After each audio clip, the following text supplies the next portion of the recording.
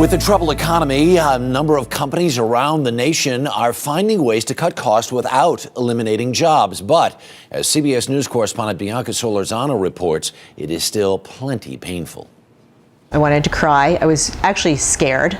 Last December, Laura Jaquinto got some good and bad news about her job. She still had one, but at a 40% pay cut. I was making way over six figures, and so now I'm below six-figure income. Now, at 54, Laura, a fabric designer, works in her company's marketing department. The companies are trying all sorts of new things to not actually cut heads this time. It's a trend catching on with employers in different industries around the country. Federal Express, Scripps Media, Hewlett-Packard, Ford, and General Motors are just a few who have recently announced they'll slash employees' pay. Pilots at most major airlines are feeling the pay pinch too. Even Captain Sully Sullenberger told lawmakers on Capitol Hill this week that he has taken a 40% pay cut over the past few years and fears that the trend towards cutting pay could have dire consequences. I am worried that the airline piloting profession will not be able to continue to attract the best and the brightest. Save money. Another job-saving technique, mandatory furloughs. California has already implemented a system requiring state employees to take temporary leaves of absence, and school teachers, manufacturers, and local government agencies in nearly every state are facing unpaid leave. Even the post office is considering cutbacks, asking Congress to approve a reduction in service from 6 to 5 days in an effort to save money and jobs. I think that there's so much enlightenment right now around the fact that layoffs are a quick and easy fix, but often long-term really detrimental to a company. And for Laura Jaquinto, losing a large chunk of her paycheck is a small price to pay to avoid the unemployment line. I'm grateful that I do have the job to take care of the bills. Bianca Solorzano, CBS News, New York. And we are joined by Donna Rosado, a senior writer from Money Magazine.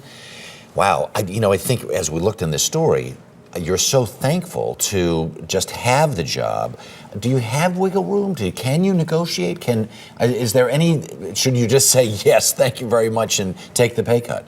Well, if you're taking a pay cut, you have to, be careful because, this is obviously a difficult time for your company. Mm-hmm. And I wouldn't say that you could really negotiate, but one of the things that you might think about doing is talking to your employer and saying, okay, I'm taking a pay cut. Is there something I can do to make this work for me as well? Mm-hmm. If I'm taking a pay cut, maybe can I work a few less hours so that I could maybe work part-time or pick up something on the side? Right. So I would be careful. We should always be glad to have jobs these days, of course, but if you're going to take a cut in pay, see if you can negotiate a corresponding cut in hours that may give you some time to allow to pick up some side work. Right. So you need to have a strategy, and especially if you see the writing on the wall, kind of come up with a game plan in order to sort of approach this with, right? That's right. It can be helpful. A lot of people know when their company is in trouble. You may go to your company and suggest saying, I know things are bad, and you may think that they're going to cut your pay, or maybe they think about laying you off. If you offer to take a pay cut or a reduction in hours, one of the things you can offer to do is perhaps take some of your compensation in bonus. Mm-hmm. So that's a way for you to reduce maybe not your base salary, right, but the overall cost, and that could be a negotiating point as well. This is also a time when you really should be thinking about reinventing yourself in terms of what your role is in the workplace, right? Oh, that's true. A lot of people, we're seeing pay cuts, we're seeing a reduction in hours, we're also seeing furloughs. And so that means that you might be out of work for a week or two. Make the most of that time when you're on furlough to, as you said, reinvent yourself, update your resume, maybe take some training courses, network with people, find out what other opportunities are out there. And make yourself indispensable to your employer. Yes, right? It may feel like you're not indispensable when they're cutting your pay, but you do want, this is also an opportunity when times are tough. It's better than being laid off, and because they have fewer people, this is the time you want to take on more responsibility at work, and because there's fewer people on the job, you can make yourself more indispensable. There you go, Donna. Thank you so much. Great to see you.